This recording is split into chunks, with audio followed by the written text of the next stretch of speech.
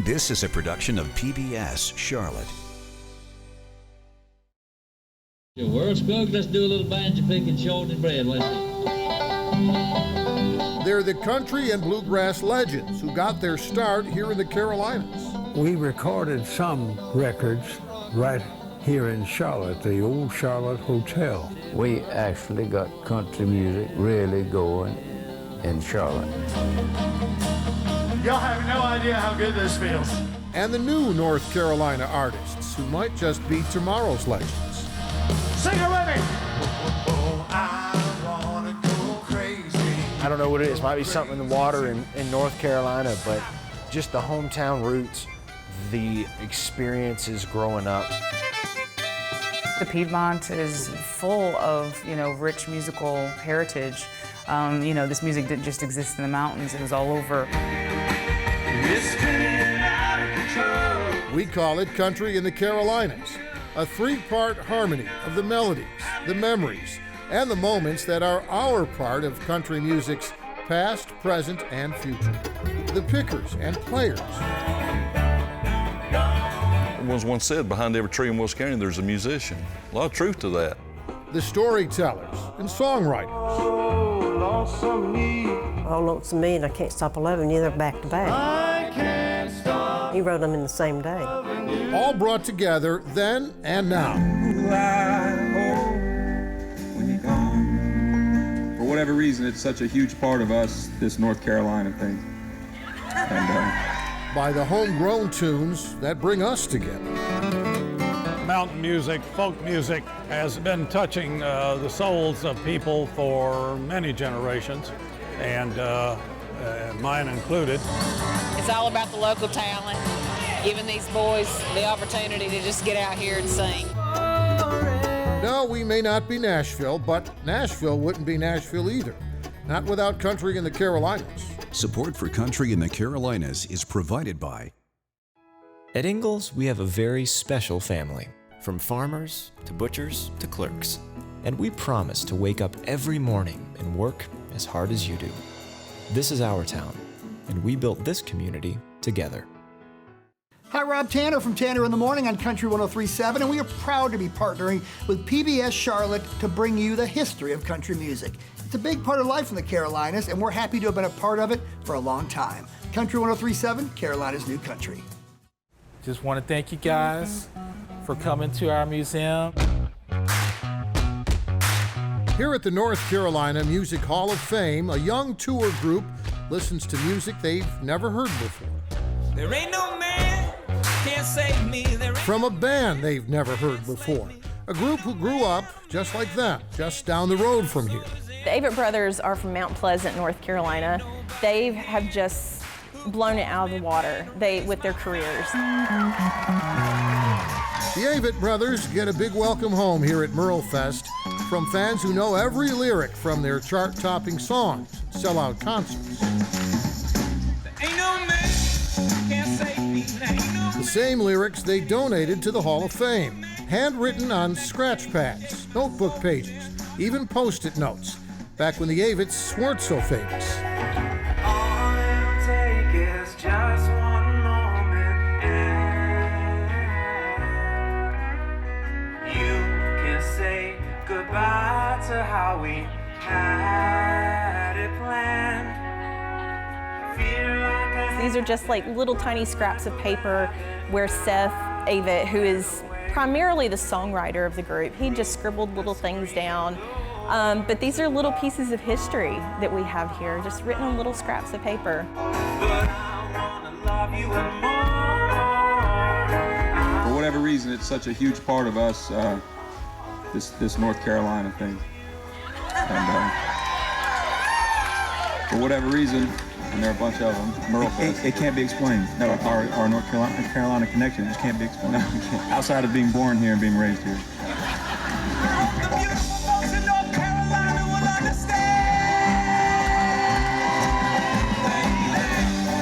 You can hear those cheers for the Avetts at this much smaller Merle Fest stage nearby, where another North Carolina bluegrass band is warming up.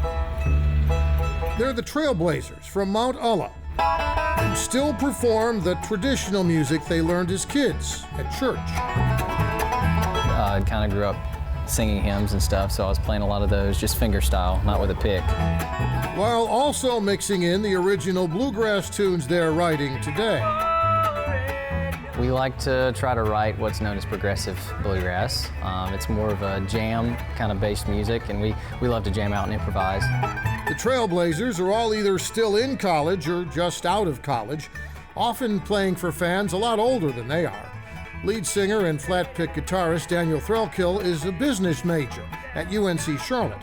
Learning to manage the band, he hopes, will become his musical career. How does the audience react when they see a bunch of guys in their 20s playing music that they probably grew up with?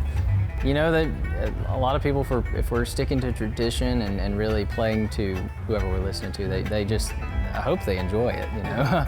A lot of people will come up and say, you know, thank you for carrying the song and you know, doing what you're doing. It's a gift. You know, I can't really say much more about that. It's a gift and a privilege. You know, I thank the Lord every opportunity I get to do this, and you know, it's just a gift to be able to do it. It's all about the local talent and giving these boys the opportunity to just get out here and sing. Here in Maggie Valley, near Asheville, local fans of Weaverville native Joe Lasher crowd the stage. Y'all have no idea how good this feels. Lasher's success as a country singer already taking him from Asheville to Nashville. Sing it with me! I don't know what it is. Might be something in the water in North Carolina, but just the hometown roots, the experiences growing up. My dad was in a 90s rock band, played for years.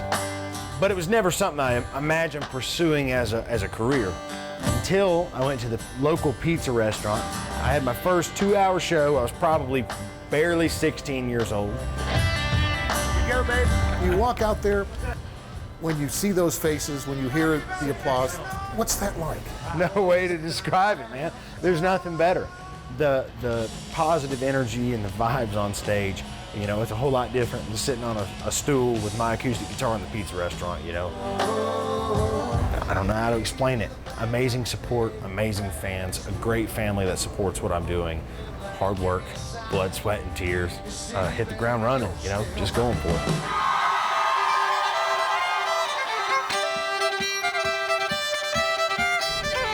Meanwhile, across North Carolina, here in Wilmington, fans flock to a concert by Greensboro native Rhiannon Giddens. She's not really a newcomer. She's already won a Grammy and been nominated for a Country Music Association award. She's admired as a singer, a songwriter, and a musician who plays the music, the homegrown music that she loves, and also is helping to preserve that music. The Piedmont is full of, you know, rich musical heritage. You know, this music didn't just exist in the mountains, it was all over. I'm just connecting it to people. There was a novelty aspect to the fact that we're a black string band, for sure. We were kind of combining aspects of old time and bluegrass. So we're playing this really deeply rooted, groovy old time that we had learned from Joe Thompson and from other North Carolina musicians. Then, you know, when I found out about history, and then it became more of a mission and kind of like, whoa, if we don't know about this, we don't know about the African roots of the banjo, if we don't know the fact that black people invented the banjo, what else aren't they telling us? The true American history, the true American narrative is amazing and fascinating and tragic and heartbreaking and all of those things together. But I am not afraid of that bright glow. I think it's really important because the music is a history lesson for all of us, you know. How our culture is reflected in the music of the time.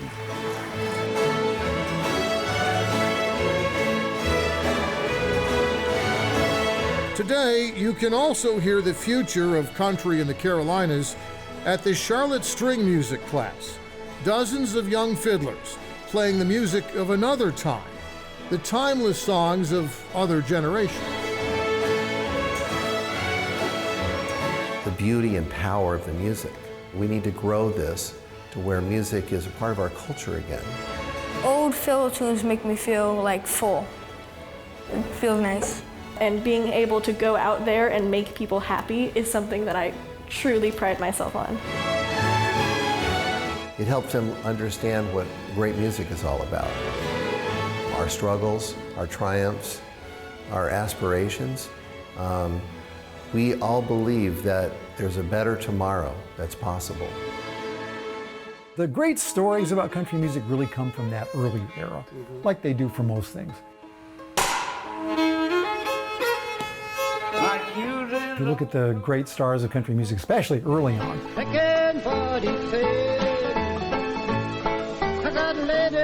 and string bands were everywhere back then. It was the thing. Back in the 1930s and 40s, that was your entertainment. You had that big console, cathedral radio, you know, and everyone would gather around it and look at it like they were going to see something, but, you know, you could imagine it, which was the great thing about radio. And the Briar Hoppers, that was the entertainment time. Y'all know what it is? No, what is it? It's Briar Hopper time. That's the same Briar Hoppers ukulele from 85 years ago. Wait till the sunshine alley. Playing the same song that starts every Briar Hoppers show.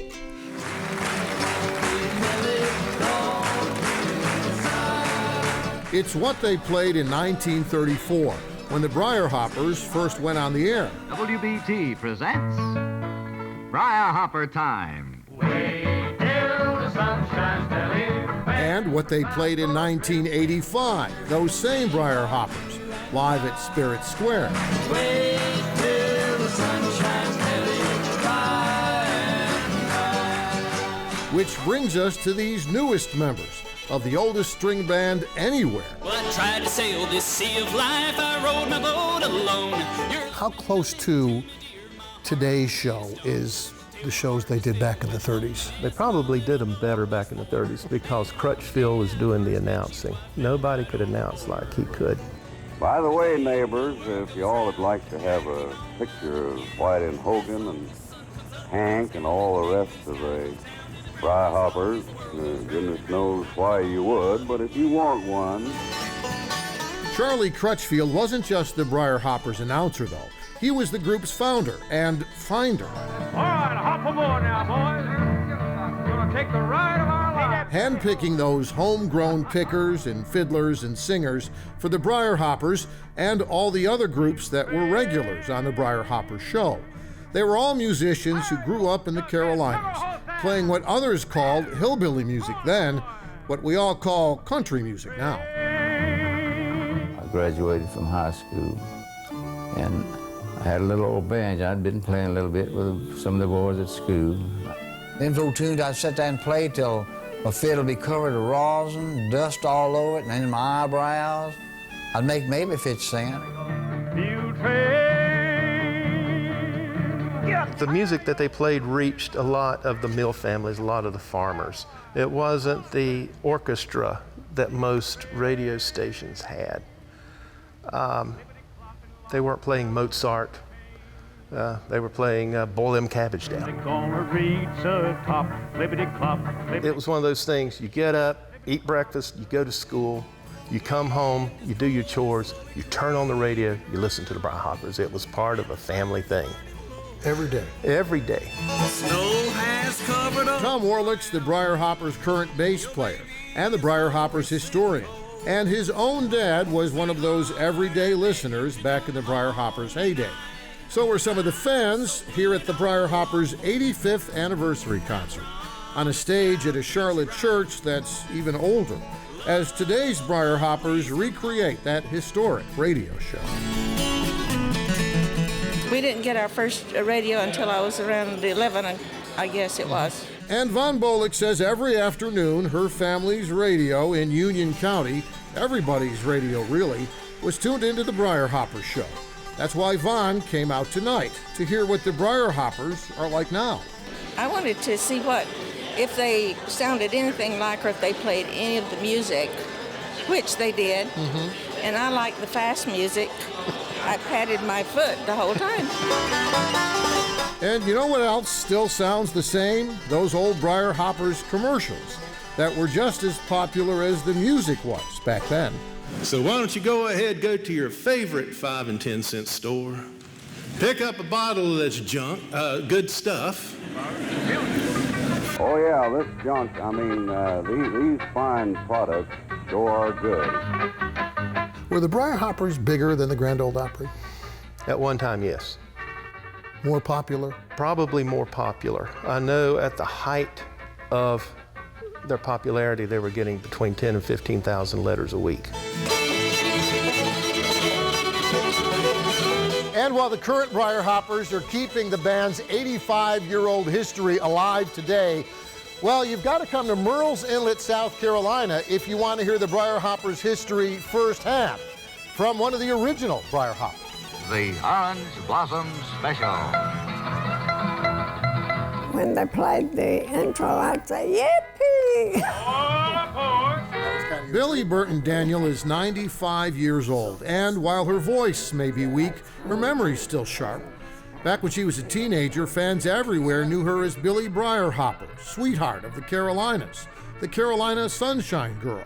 She was the make-believe Briar Hopper daughter of the make-believe Briar Hopper family, who became real on the radio every afternoon. I would go into the studio. I got out of school at 3 and rode the bus uptown, and got back 3:30. And sometimes I had to learn 2 songs. You just wanted to sing. I just wanted to sing.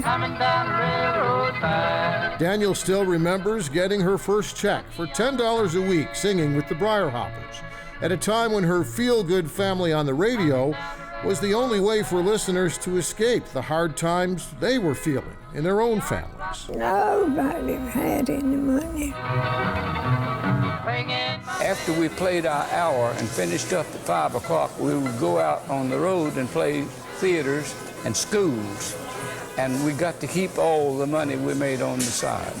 And eventually, the Briar Hopper show was so popular in the Carolinas, on stage and on the radio, that Hollywood filmmakers came calling.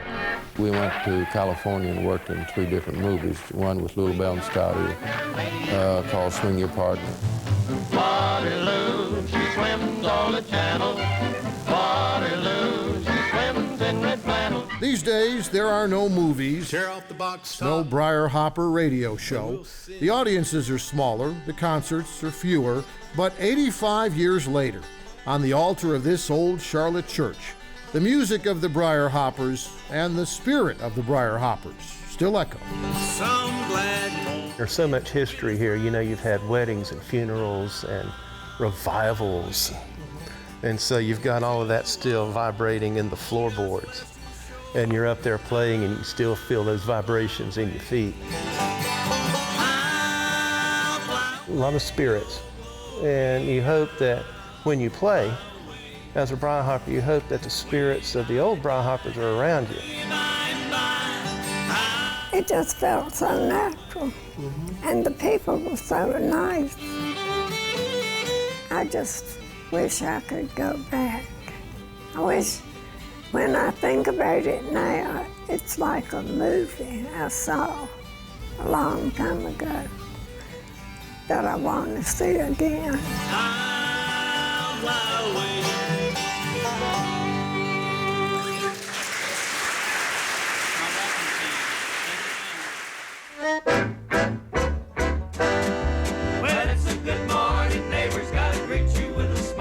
Chances are, if you were listening to the Briar Hoppers every afternoon, you were probably waking up to Arthur Smith every morning. Now to greet you with a smile, here's the head man of all these Cracker Jacks, Arthur Smith. All righty. Thank you, Jim Patterson, and what a wonderful day has dawned here in the Carolinas again. Smith started on the radio as a teenager in Kershaw, South Carolina. He had a Dixieland band in Spartanburg, but became a star when he came to Charlotte and went country. Went from the trumpet right to string instruments, the fiddle, the mandolin, the guitar, the banjo, and enjoyed all of them. Smith talks about making records with his band, the Carolina Cracker Jacks. But in those days, we recorded on wax. And you had trouble if you had too many retakes because the engineers were not very gracious, and they didn't like to pat that beeswax out and make it ready to go again. Here's a guitar duet to stop all guitar duets. That's right. Arthur Smith's popular radio show here in Charlotte also led to the first ever nationwide country music television show. Coast to coast for more than 3 decades, with Smith himself recording a string of country hits. But Arthur Guitar Boogie Smith may be best known for the tune he wrote in 1955, Feuding Banjos, which became Dueling Banjos. Pure hillbilly music, pure country music is just a thing of the past. I mean, you got to go back and get the old records if you want to hear it. Let Earl Scruggs, if you're ready, bring the old 5-string and let's do Earl's Breakdown. Before Nashville and the Grand Ole Opry discovered Earl Scruggs, he was a teenager playing backup banjo on the old Briar Hoppers show. And before that... Let's swap chairs. I want to hear you pick a tune. Yeah. Okay. Right. Let's see. Is this chair big enough for you? Well, in this rare video by filmmaker David Hoffman, Earl Scruggs takes us back home to Boiling Springs, to the farm he grew up on. What's gonna pick? And the family who taught him the music that eventually made Earl Scruggs a banjo legend. I'd worked here in Shelby at the Lily Mill for 40 cents an hour. And a steady job, and that suited me. I could play on weekends. As I got more popular and people started offering me too much money to turn it down, so I just left and went into radio. Earl, how about giving us a close-up view of some Scruggs-style tickets? Sure, Frank. Here at the Earl Scruggs Center in Shelby, you can hear how Scruggs Banjo went beyond the world of just country music fans. The Beverly Hillbillies. That's Scruggs playing the title tune of a top-rated TV show in the 60s, and they were college concert tours with his sons in the 70s. You can't encore the past. That's done and done.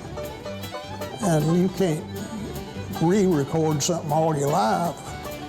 You sit on the bank and let the boat pull out and leave you. This is Doc and his son Merle to my right, and my son Randy. And here's what happens when one North Carolina legend sits down to play with another North Carolina legend. Let's do old John Hardy there. Oh, see that thing? Yeah.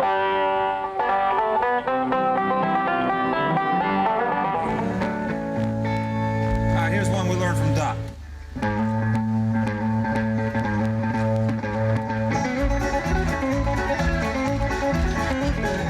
They're the Avett Brothers playing Doc Watson music at Doc Watson's Music Festival.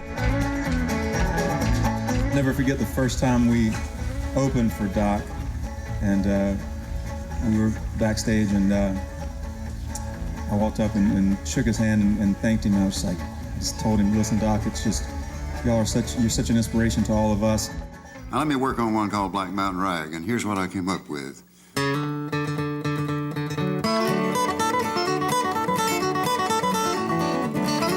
Doc Watson was born and buried deep in the hills of Deep Gap, North Carolina, but you can still see him today.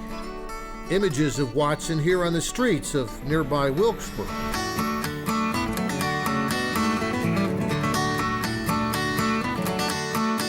Once in a while, I would hear Doc playing out on the street, so I would sneak out and go listen to him play, trying to raise money for tips. He was a street musician then. Yes. David Deal was 7 years old when he first saw Doc Watson in person. And I was on 10th Street in North Wilkesboro, which is a pretty rough place to be, and I wasn't allowed to be there. Back then, Doc Watson was, that blind kid from Deep Gap who lost his sight as an infant.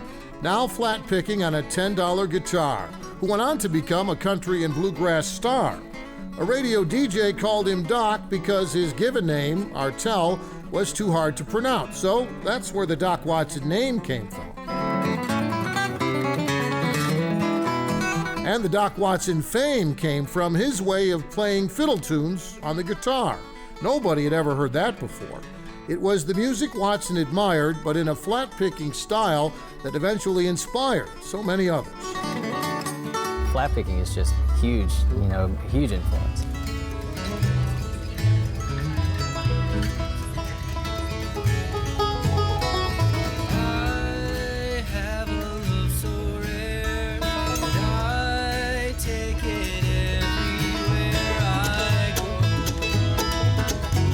So, do you flat pick? I do. Can you give us an example? I'll try to.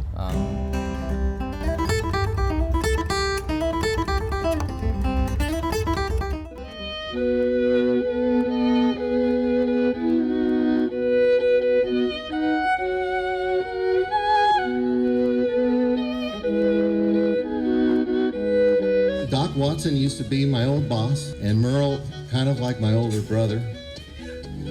And so it really means a lot to be back here.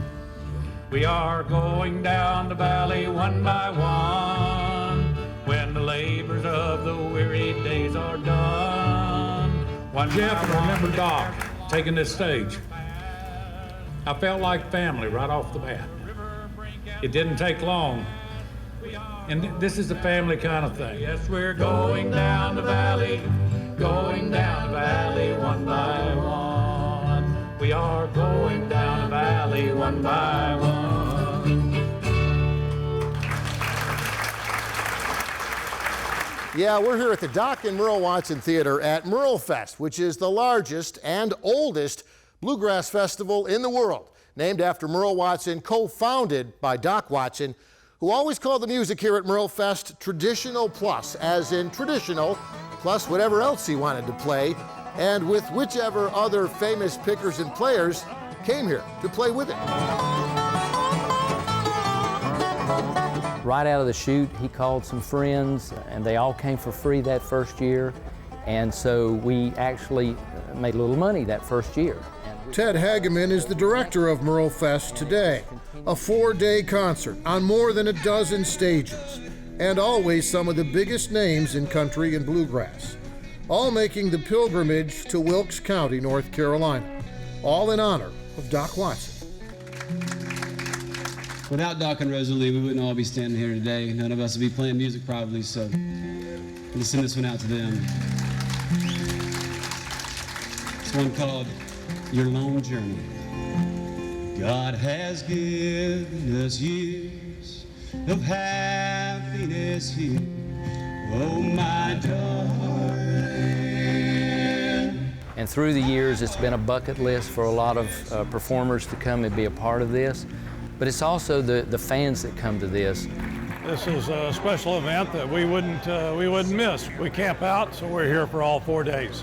I think mountain music, folk music, has been touching the souls of people for many generations, and mine included.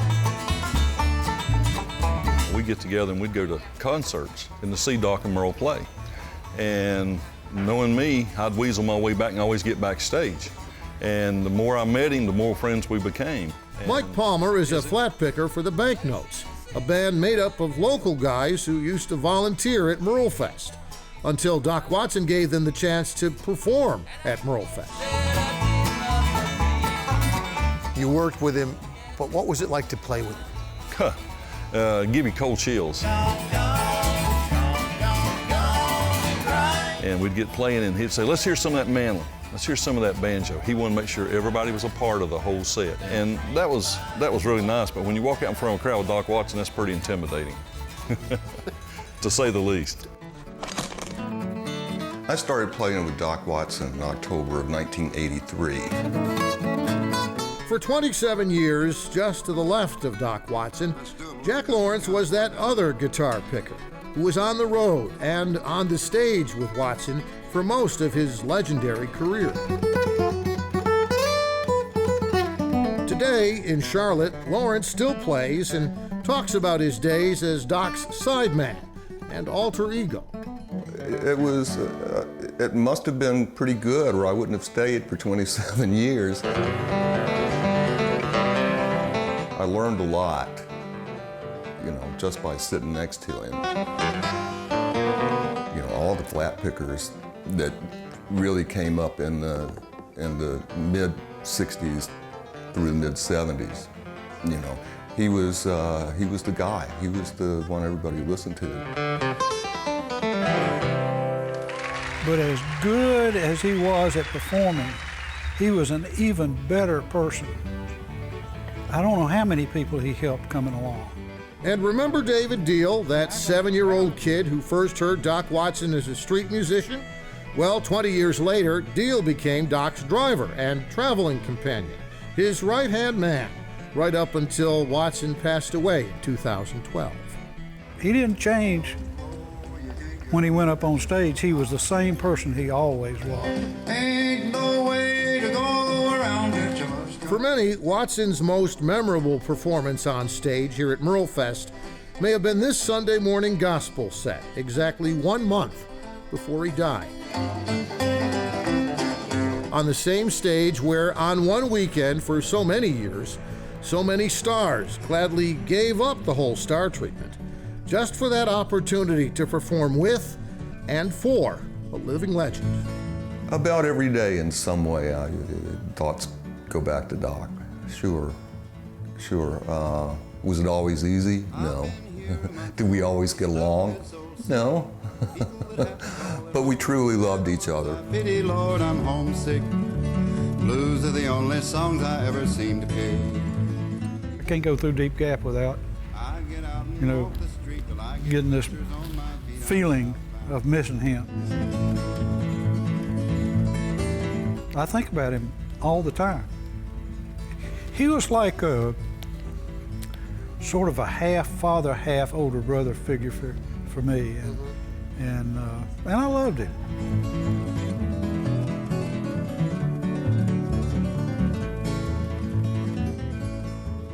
Suppose I called you up tonight and told you that I love you, and suppose I said I want to come back home. Home for Randy Travis used to be here in Marshville, where everybody knew him growing up as Randy Traywick or Randy Ray, where the signs still proudly announce he's their hometown boy who made it big in Nashville. The sign says Marshville, North Carolina, home of country living, Randy Travis and Victory Talent. And the girls dressed up in cowboy boots and jean shorts and plaid shirts and just tried to look as country as they could. You know who Randy Travis is? Other North Carolina hometown Hall of Famers include Ronnie Millsap from Robbinsville, Charlie Daniels from Wilmington, and the Shelby singer-songwriter known as the Sad Poet.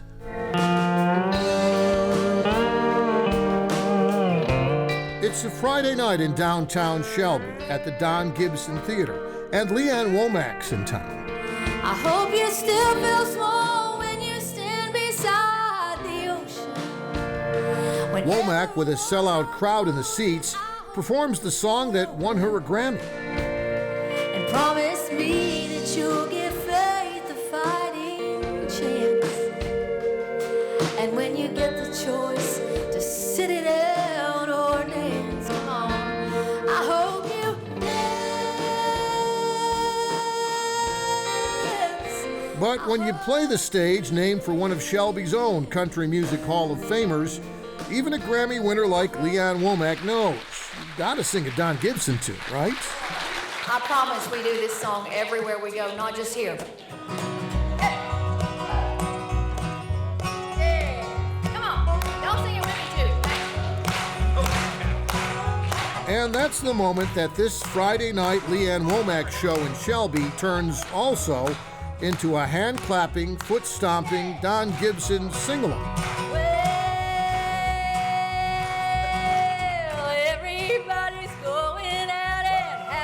Oh Lonesome Me was the first hit back in 1958 for Don Gibson, who's also in the Nashville Songwriters Hall of Fame. But before the Grand Ole Opry and the gold records and the Grammy nominations, Gibson's first band was here in Shelby as a teenager. Even at 14, 15, and 16, when he was playing, he played the stand-up the washtub bass. And even then, you know, folks recognized Don, and he always referred to Shelby as his home. A lot of celebrities, they pick the next big town. You know, he could have easily said he was from Charlotte or he was from, you know, somewhere else, but he was proud of Shelby. Oh, but I still love him so. Theater director Stan Lowry adds that the girl who Gibson eventually married was from Shelby too, growing up in this house just down the street from where the Gibson Theater is today. Lonesome blues, forget When he asked me to marry him the first time, I said no.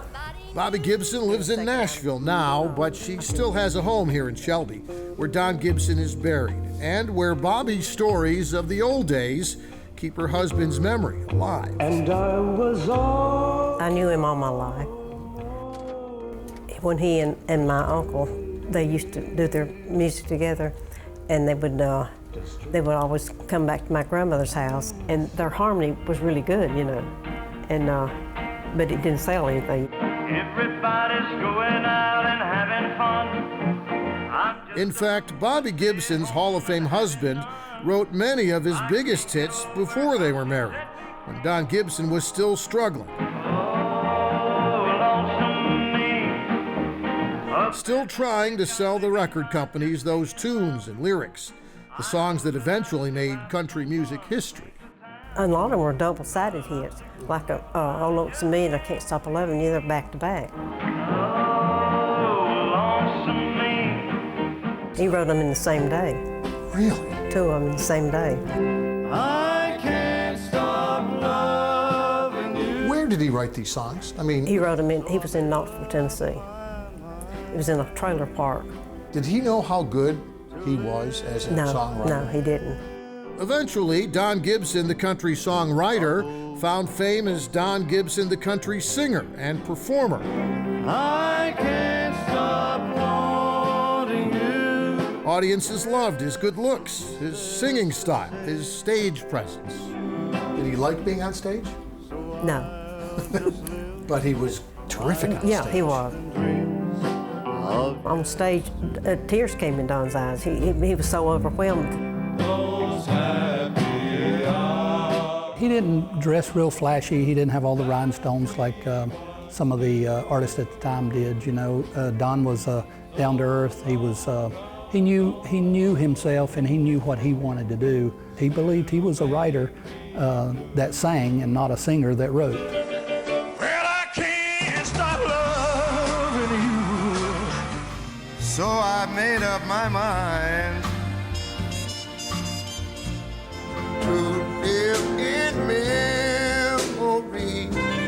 Over 700 performers have recorded I Can't Stop Loving You, perhaps the best known Don Gibson song of all. Oh, yeah, baby.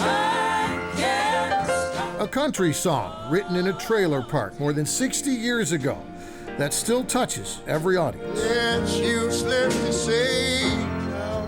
Music is what feelings sound like. And I think he wrote what they were feeling as well, and a lot of people could relate to those feelings at the time. When a Don Gibson song is played here by an artist, a visiting artist, what's that like? It's amazing. Those songs are loved. It's not something that they feel they have to do, it's something that they want to do. It means a lot to me, you know. I just wonder if he was living, you know. I think he'd be proud, you know. I've thought of everything from A to Z. Come on. Oh, lonesome me again. It's the soundtrack of the South, our life in lyrics and twangy two-finger melodies. The music we call country in the Carolinas.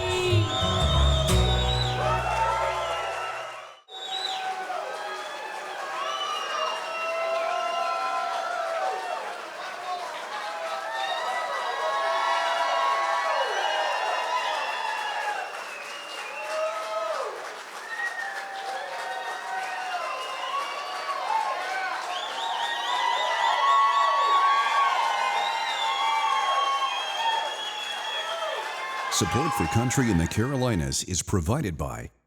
Hi, Rob Tanner from Tanner in the Morning on Country 103.7, and we are proud to be partnering with PBS Charlotte to bring you the history of country music. It's a big part of life in the Carolinas, and we're happy to have been a part of it for a long time. Country 103.7, Carolina's new country. Here's to the helpers.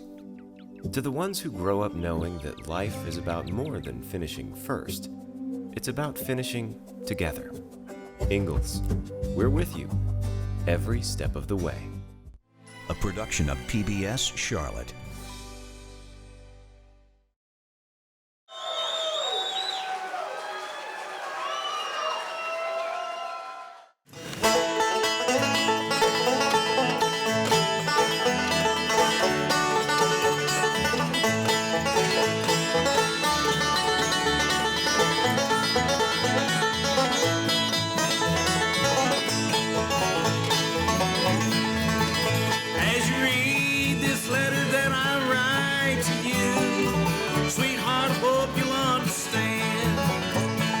You're the only love